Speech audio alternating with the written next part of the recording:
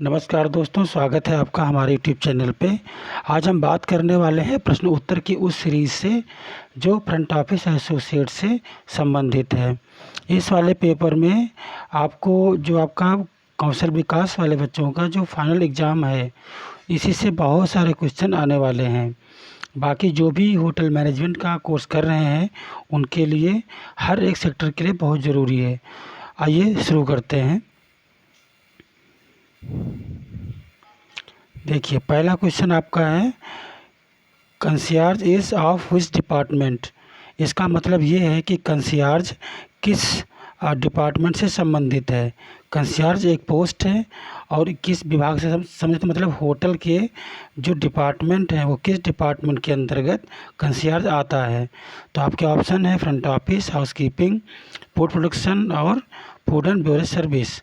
ये चार ऑप्शन हो गए। चार ऑप्शन में से आपका जो कंसियार्ज है वो आता है फ्रंट ऑफिस में।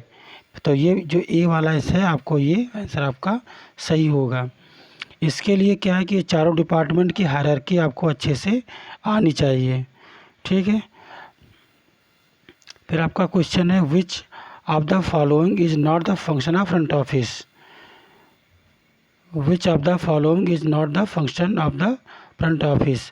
तो आपका पहला ऑप्शन है सेल रूम, फिर है balance, guest accounts, offer services such as mail, fax, messages, all of the above.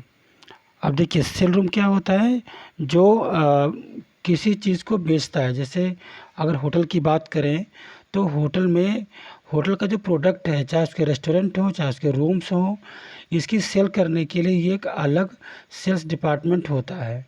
तो एक तरीके से जो सेल रूम हो गया वो सेल्स डिपार्टमेंट का ऑफिस हो गया, ठीक है। और फ्रंट ऑफिस जो है क्या करता है, रूम की सेलिंग करता है। तो ये काम हो गया कि रूम की सेलिंग एक तरीके से।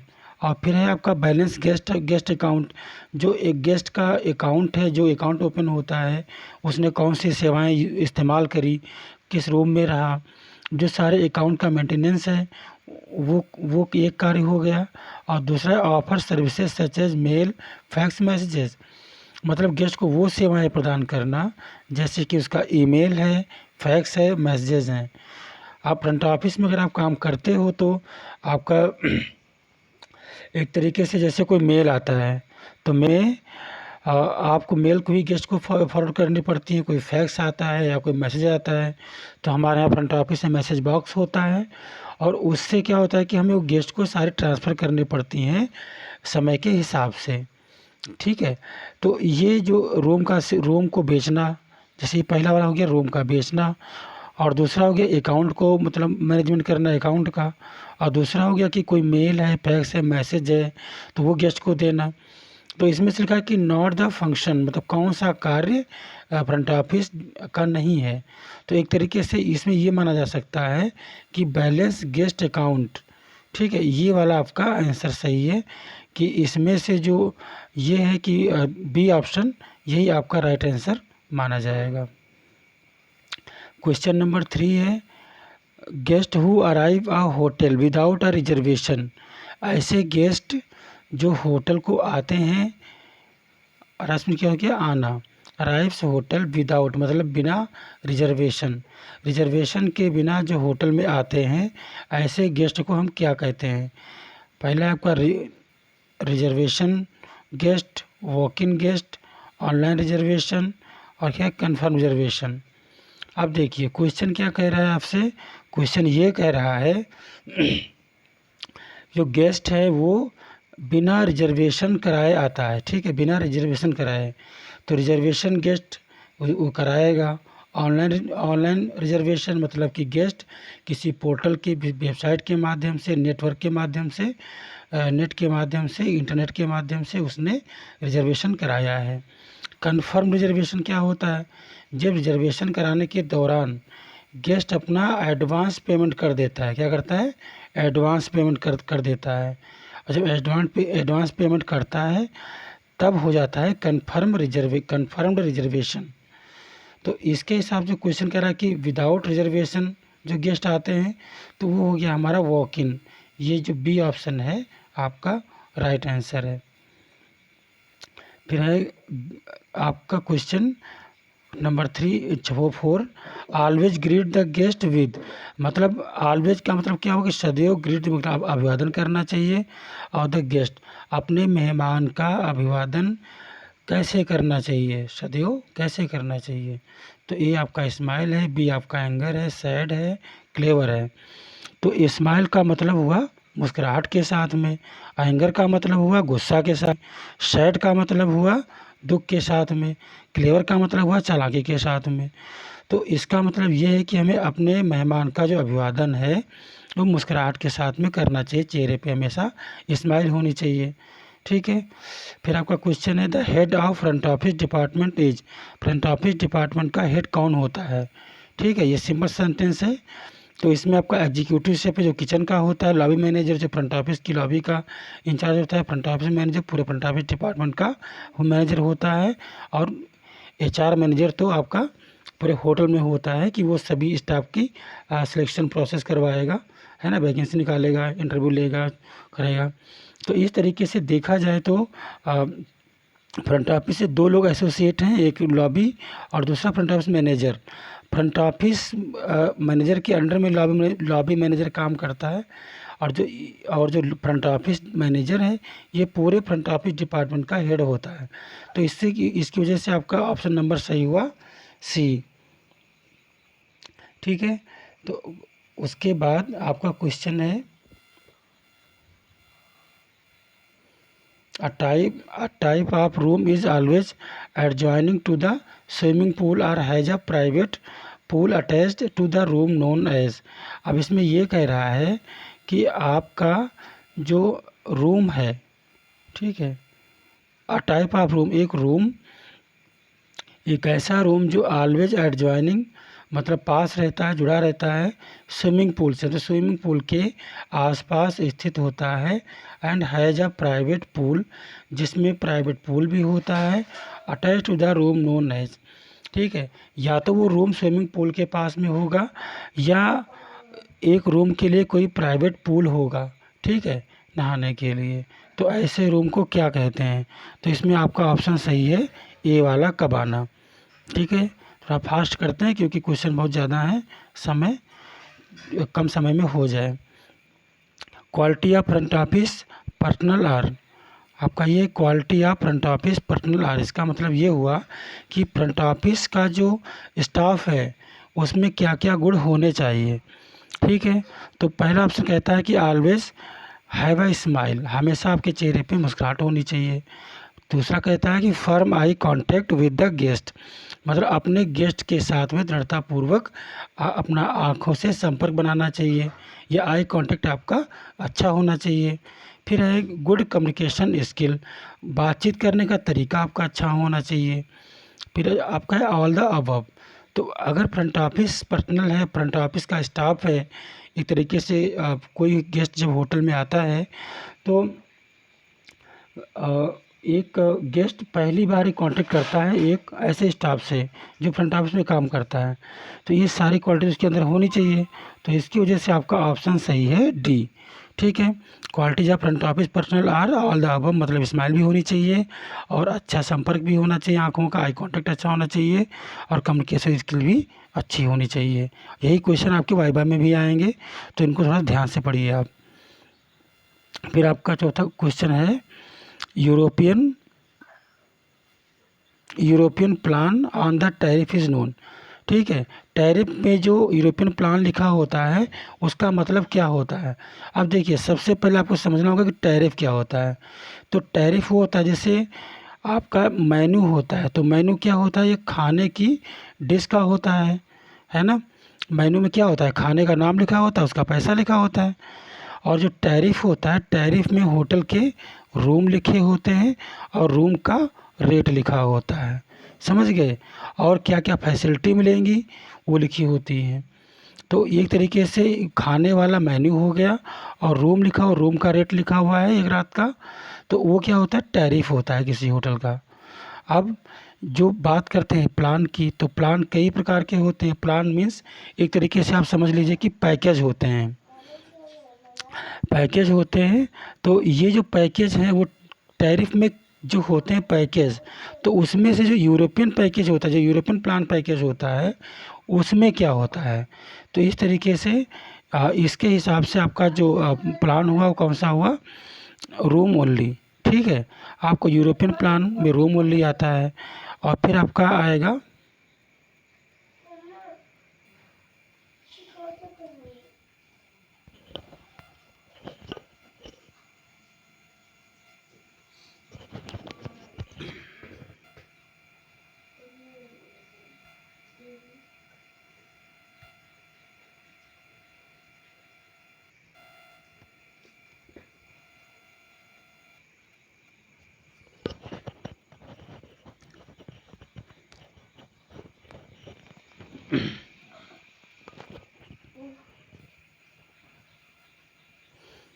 ठीक है। तो ये जो प्लान है, तो डिस्टर्बेंस हो गया था, सॉरी उसके लिए।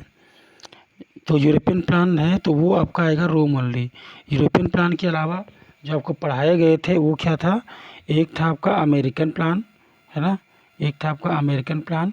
तो अमेरिकन प्लान में क्या था, ब्रेकफास्ट भी था, लंच भी था, डिनर भी था। ठीक है, और उसके बाद आपको पढ़ाया गया था एक मॉडिफाइड अमेरिकन प्लान। तो इसमें क्या था कि आपका एक ब्रेकफास्ट था और लंच या डिनर में से एक था। ठीक है, तो ये हो गया मॉडिफाइड अमेरिकन प्लान। फिर आपका एक और था जिसको हम कहते थे कॉन्टिनेंटल।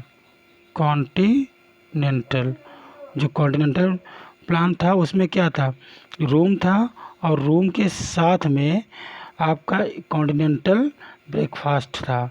ये जो ब्रेकफास्ट आपको पढ़ाए तो उसमें क्या होता है कॉन्टिनेंटल ब्रेकफास्ट, ये हमने पढ़ाया है आपको। तो उसके बाद आपका एक और प्लान आता है जिसे हम बोलते हैं बरमूडा प्लान। क्या बोलते हैं, बरमूडा प्लान बोलते हैं। तो बरमूडा प्लान में क्या होता है कि इसमें रूम होता है, ठीक है, और इसमें ब्रेकफास्ट होता है। अब ब्रेकफास्ट इसमें क्या होगा कि ब्रेकफास्ट कोई भी कर सकते हो, चाहे इंडियन हो, अमेरिकन हो, कॉन्टिनेंटल हो, इंग्लिश ब्रेकफास्ट हो, आपको जो आप चुनना चाहते हो वो चुन सकते हो। तो कॉन्टिनेंटल वाले में और बरमूडा वाले में बस यही अंतर है कि कॉन्टिनेंटल जो प्लान है वो रूम के साथ में कॉन्टिनेंटल ब्रेकफास्ट दे रहा है। अब बरमूडा प्लान क्या करता है, रूम के साथ में आप जो ब्रेकफास्ट चाहो वो आपको दे सकता है। ठीक है, उसकी बात करते हैं क्वेश्चन नंबर 9 की। तो इसमें क्या है, ये क्वेश्चन आपसे कह रहा है कि documents taken for verification in the form of ID can be followings. अगर आपको अपनी आईडी वेरिफिकेशन करवानी है तो कौन से डॉक्यूमेंट की ज़रूरत आपको पड़ेगी।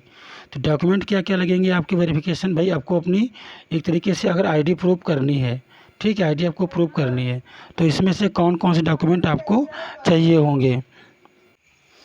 तो इसमें हम बात कर रहे थे कि कौन सा आपका डॉक्यूमेंट टेकन फॉर वेरिफिकेशन, अपनी आईडी प्रमाणित करने के लिए आपको किस डॉक्यूमेंट्स की ज़रूरत होगी। ठीक है, तो इसमें पहला आपका क्या है, ड्राइविंग लाइसेंस है, दूसरा आपका आधार कार्ड है, फिर आपका पैन कार्ड है, फिर ऑल द अबव। तो इसकी मतलब है कि इसमें ड्राइविंग लाइसेंस से भी आपका आईडी प्रमाणित हो सकता है, आधार कार्ड से भी आपका आईडी प्रमाणित हो सकता है, पैन कार्ड से भी हो सकता है। तो आपका D option is right, D option आपका सही है। अगले पे चलते हैं। इसमें क्या कह रहा है कि a hotel chain is known as, इसका मतलब ये हुआ कि जो होटल चैन होती है, जो होटल चैन होती है वो नोन एज, वो किस प्रकार से जानी जाती है, मतलब होटल चैन किसे कहते हैं। ठीक है, तो पहला आपका ऑप्शन है स्मॉल लग्जरी होटल, जो छोटा सा लग्जरी होटल होता है वो होता है, या स्मॉल या सॉरी बिजनेस होटल होता है। फिर part of group with the hotel, part of group with the hotel in different location. ठीक है, ये कह रहा है कि जो पार्ट ऑफ द लोकेशन मतलब कोई ग्रुप है उसका एक हिस्सा है। ऐसे होटल जो किसी डिफरेंट लोकेशन पे मतलब अलग अलग जगहों पे स्थित होते हैं। होटल नियर हाईवे, ऐसे होटल जो हाईवे के किनारे स्थित होते हैं। तो इसमें से आपका सी ऑप्शन सही होगा कि होटल चैन में जो होटल होते हैं वो एक व्यक्ति के भी हो सकते हैं या एक ग्रुप के हो सकते हैं। वो होटल एक ग्रुप में जुड़े होते हैं और अलग अलग जगहों पर स्थित होते हैं, तो उसे हम क्या बोलते हैं, होटल चैन बोलते हैं। ऐसे रेस्टोरेंट भी होते हैं। फिर है कि a hotel located near highway, अगर ऐसे होटल जो हाईवे के किनारे स्थित होते हैं उन्हें हम क्या कहते हैं, उन्हें मोटेल कहते हैं। ठीक है, तो इसका 11 का ऑप्शन यही सही है। फिर आपका है क्वेश्चन नंबर 12। तो ये कह रहा है कि hotel are rated according to the, hotel का जो रेटिंग है वो किस प्रकार से दिया जाता है। ठीक है, होटल आर रेटेड, भाई कोई चीज़ है कि आपको किसी को अच्छा बताना है कि हाँ वो परिवार अच्छा है, तो वहाँ क्या देख करके बताएंगे कि परिवार अच्छा है। स्टाफ क्वालिफिकेशन, कि उस भाई कोई घर है, तो अगर बात करें कि वहाँ के जो सदस्य हैं, जो लोग हैं वो बहुत पढ़े लिखे हैं, आप यही देख करके उनको रेटिंग कर दोगे कि हाँ भाई बहुत अच्छे हैं। फैसिलिटी ऑन ऑफ़र, आपको जो वो सुविधाएं प्रोवाइड करते हैं, आप जाते हो जिस प्रकार से आपकी अवगत करते हैं, है ना, तो वो चीज़ हो गई। फिर आपका स्टाफ सैलरी, भाई वो लोग कितना कमाते हैं, ऐसे स्टाफ को एक होटल सैलरी कितना देता है, ये चीज़ होगी। फिर ओनरशिप है कि उस परिवार का मालिक कौन है, होटल के भी आप में ये उसका मालिक कौन है। तो किसी होटल में काम करने वाला जो स्टाफ है अगर ज़्यादा पढ़ा लिखा है, इसी आधार पर उसको आप रेटिंग करते हैं, या आपको जो सुविधाएं किसी कस्टमर को वो होटल जो सुविधाएं देता है उसके आधार पे करते हो, या अपने स्टाफ को जो सैलरी कम या ज़्यादा देता है कि बढ़िया सैलरी देता है तो बढ़िया होगा, कम नहीं देता तो कम होगा। और ओनरशिप, कोई टाटा हुए तो बढ़िया हुआ, कोई गांव का हुआ तो बढ़िया नहीं होगा, ऐसा कुछ। तो इसमें से ये सारी चीज़ें छोड़ करके आपका सही होगा कि कस्टमर को कैसी सुविधाएं मिलती हैं। तो ऑप्शन बी आपका राइट आंसर है कि कोई भी होटल का जो रेटिंग है वो सुविधाएं कैसी प्रोवाइड करा रहा है, इसी के आधार पर हम उसकी रेटिंग करते हैं। बढ़ते हैं क्वेश्चन नंबर 13 की तरफ। तो ये क्वेश्चन कह रहा है, ज़्यादा बड़ा क्वेश्चन है, which can be following can not be considered as front office function. मतलब क्वेश्चन ये कह रहा है कि इनमें से कौन, अब पूरा दिख रहा है आप लोगों को, ठीक है, which can be following can not be considered as front office function. इन जो नीचे कार्य दिए गए हैं इनमें से ऐसा कौन सा कार्य है जो फ्रंट ऑफिस का कार्य नहीं है। तो इसमें से जिस ऑप्शन आपका ये कह रहा है चेक इन और चेकआउट ऑफ रूम, कि जो रूम का चेक इन चेकआउट करना, मतलब जो चेक इन क्या होता है जब गेस्ट होटल में आता है, और चेकआउट क्या होता है जब होटल से गेस्ट, ठीक है। अभी ऑप्शन का है सॉल्व गेस्ट प्रॉब्लम, गेस्ट की समस्याओं का समाधान करना, क्लीन पब्लिक एरियाज जो मतलब साफ़ सफाई करना, ठीक है, डिलीवरिंग गेस्ट मैसेजेस, गेस्ट के जो मैसेज हैं उनको देना। तो इसमें से काम कौन सा नहीं है पूछ रहा है, तो इसके हिसाब से आपका ऑप्शन सी सही राइट होगा कि क्लीनिंग पब्लिक एरियाज। तो आप फास्ट करते हैं, क्वेश्चन नंबर 100 है इसमें। क्वेश्चन नंबर 14 है पर्सनल हाइजीन, क्वेश्चन नंबर 14 है personal hygiene and cleanness of staff present. मतलब अगर आप अपने आप को साफ रखते हैं, ठीक है, साफ़ सफाई रखते हैं, स्वच्छ रहते हैं, तो ऐसा स्टाफ अगर किसी होटल का है तो वो क्या दिखाता है, वो क्या प्रदर्शित करता है। ऑप्शन ए कह रहा है कि ऑक्यूपेंसी ऑफ होटल, होटल में कितने लोग रहते हैं।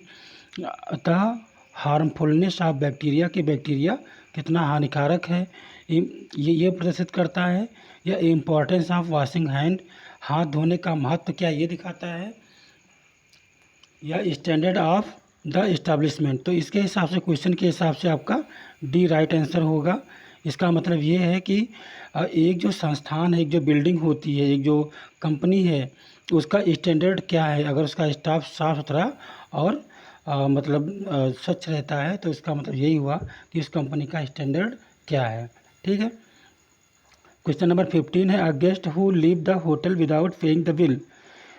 तो इसका मतलब ये हुआ कि ऐसा एक गेस्ट हु जो लीव्स, छोड़ देता है होटल को, विदाउट मतलब बिना, paying the bill, bill payment किए बिना होटल छोड़ के भाग जाता है, ऐसे गेस्ट को हम क्या कहेंगे।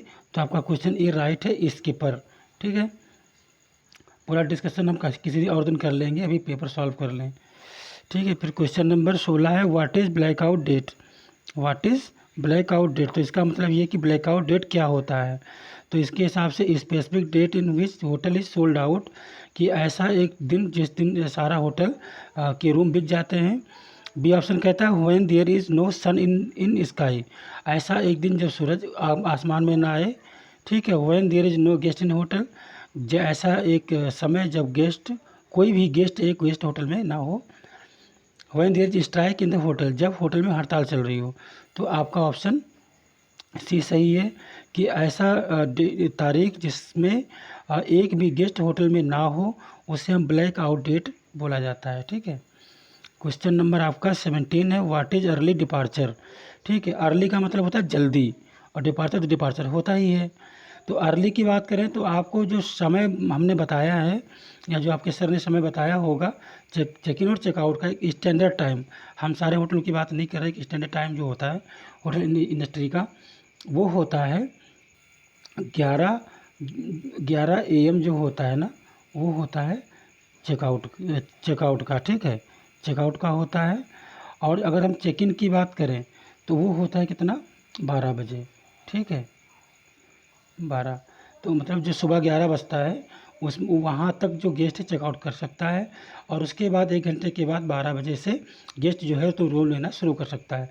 अगर चेकआउट करता है इस समय के पहले, मान लो 10 बजे, सुबह 6 बजे, 4 बजे, 7 बजे, तो वो क्या होता है, अर्ली हो जाता है। अब बाद में करेगा तो वो फिर देर वाला हो जाता है, लेटर हो जाता है, डिले हो जाता है एक तरीके से। और ये 12 बजे जैसे आना होता है होटल पे, रूम लेना पड़ता है। अगर 12 बजे से पहले रूम लेता है तो वो क्या होगा, अर्ली चेक इन होगा। तो अर्ली डिपार्चर और अर्ली चेक इन यही होता है। तो इसके हिसाब से क्वेश्चन नंबर सही कौन सा हुआ, अर्ली डिपार्चर क्या होता है। तो ये है a guest leave earlier in the guest leave hotel earlier to the scheduled departure date, early morning breakfast to the guest. ठीक है, एक ही ऑप्शन हो गया। तो अगले ऑप्शन क्या है, guest doing early check in, guest move without paying. तो इसमें से आपका जो है अर्ली डिपार्चर, तो पहला वाला आपका ऑप्शन सही है।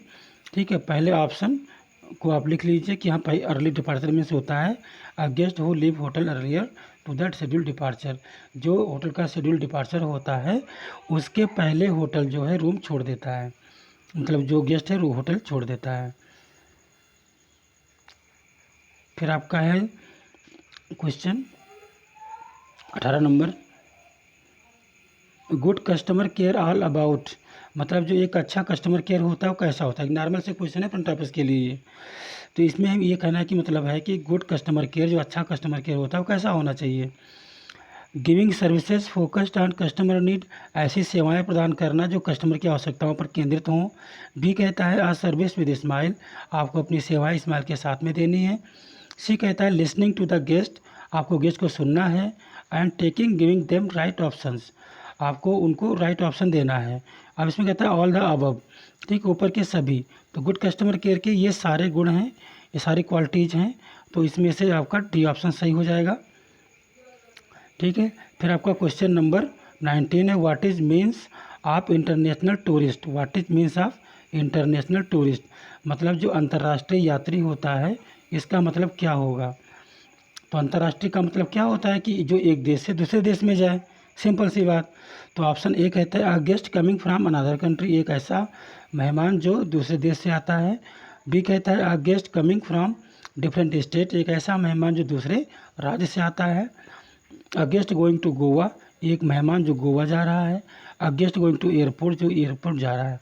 तो इंटरनेशनल का मतलब हो गया देश देश की बात हो गई। तो इसमें आपका ऑप्शन ए इज राइट।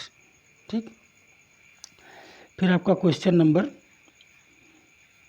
20 है, which department is required to go another country. अगर किसी दूसरे देश को जाना हो तो आपको कौन सा डॉक्यूमेंट चाहिए होगा। आपका ऑप्शन ए कहता है पासपोर्ट, दूसरा कहता है ट्रैवल चेक, तीसरा डेबिट कार्ड, चौथा है क्रेडिट कार्ड। तो इसमें आपको जब जाना होगा बाहर तो आपको पासपोर्ट की ज़रूरत होगी, है ना। सिंपल सा आपका इसका आंसर होगा। तो किसी देश में जाने के लिए आपको पासपोर्ट की आवश्यकता पड़ती है। फिर आपका जो है question number 21, what is mean room allocation? Room allocation का मतलब क्या होता है? एलोकेशन का मतलब होता है किसी को दे देना, किसी को अधिकार क्षेत्र में कर देना, किसी के नाम पे चढ़ा देना, उसको बंटवारा कर देना, है ना, ये चीज़ें होती हैं, डिस्ट्रीब्यूट कर देना। तो इसमें आपका जो ऑप्शन ए है वो कह रहा है कि securing a vacant ready room for the guest to occupy. मतलब जो गेस्ट है उसको एक रूम, जो रेडी रूम होता है, जो रूम आप दे सकते हैं। जब मैंने आपको रूम स्टेटस साइकिल पढ़ाया था तो उसमें वैकेंट रेडी पढ़ाया था कि वैकेंट रेडी क्या होता है, एक बार उसको देख लेना, ठीक है। तो वैकेंट रेडी जो रूम है, मतलब जो हम गेस्ट को रूम देते हैं वो गेस्ट के नाम पर अब दे देना कि आप जाके वहाँ पे रह सकते हैं। तो रूम एलोकेशन का मतलब यही होता है, तो ये ऑप्शन इज राइट, ठीक है। बाकी सारे आपके ऑप्शन गलत हैं। उसके बाद है क्वेश्चन नंबर 22। तो क्वेश्चन नंबर 22 आपसे कह रहा है कि क्वेश्चन नंबर 22 आपसे कह रहा है what is the guest folio? Guest folio क्या होता है? गेस्ट बिल होता है, या गेस्ट रिज्यूम होता है, गेस्ट एड्रेस होता है, गेस्ट ट्रेवल डिटेल होता है। तो फोलियो होता है अकाउंट, ठीक है। गेस्ट का अकाउंट होता है होटल के अंदर, उसे हम बोलते हैं गेस्ट फोलियो होता है। ये बिल भी एक तरीके का, ठीक है। लेकिन अगर देखा जाए तो ये गेस्ट ट्रेवल डिटेल हम ज़्यादा कह सकते हैं, क्योंकि ट्रेवल डिटेल में उसे आया कहाँ से है, उसे जाना कहाँ है, वो किस पर्पज़ से होटल में रुका हुआ है, उसे क्या सेवाएं चाहिए, ठीक है, ये सब कुछ उसमें डिटेल होता है। तो एक तरीके के से गेस्ट फोलियो केवल बिल नहीं कह सकते। बिल का मतलब हुआ कि खाना खाया या रूम लिया उसका केवल बिल, तो ये एक अकेला बिल नहीं हो सकता। तो इसे हम गेस्ट ट्रेवल डिटेल ही कह सकते हैं कि तो क्वेश्चन नंबर हमारा यहाँ पे डी सही होगा। फिर at the time of check in a guest is requested to complete. अगर आप किसी गेस्ट का चेक इन करवा रहे हैं होटल के अंदर तो क्या क्या ज़रूरत आपको पड़ेगी, ठीक है। At the time of check in, जब चेक इन के समय रिक्वेस्टेड टू कंप्लीट, आप क्या रिक्वेस्ट करेंगे कि सर आप उसको भर दीजिए। Guest registration card, a questionnaire, no need to fill any form. तो no need to fill any form इसका मतलब है कोई फॉर्म भराने की आवश्यकता नहीं है।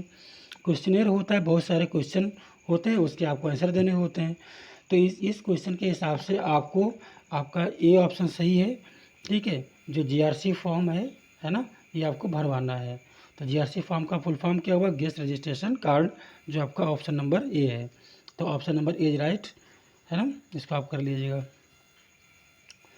फिर है what is the international guest? International guest क्या होते हैं? रिपीटेड क्वेश्चन है इंटरनेशनल टूरिस्ट का, जो आपका इंटरनेशनल टूरिस्ट था उसी का। तो ए है option guest coming from guest from another country, guest दूसरे देश से है। और दूसरा कहता है guest from another state, guest दूसरे राज्य से है। और फिर कह रहा है guest from different caste, guest जो है तो डिफरेंट कास्ट है, जाति से है, मतलब अलग जाति से है।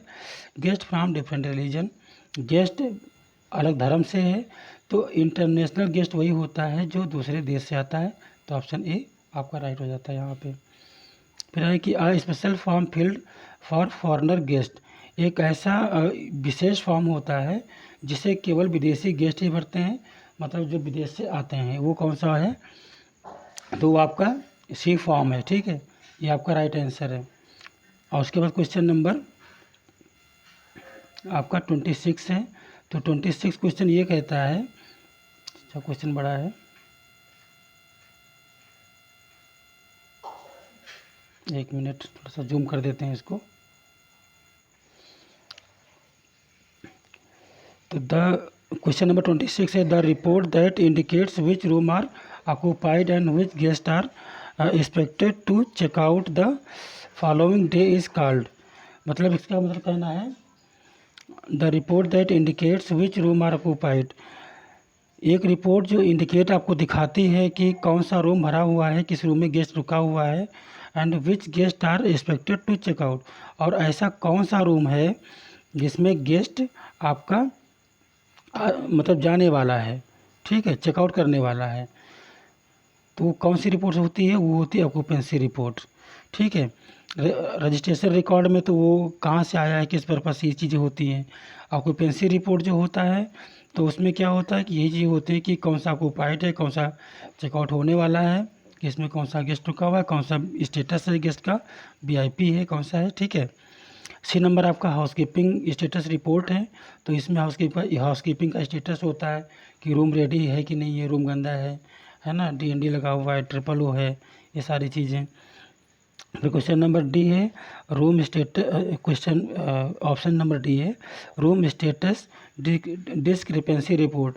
मैंने बताया था कि ये जो दोनों रिपोर्ट बनती हैं हाउसकीपिंग का और इसका, तो जो इनके मतलब एक ऑक्यूपेंसी रिपोर्ट फ्रंट ऑफिस का बनेगा, एक हाउसकीपिंग का जो बनता है स्टेटस रिपोर्ट।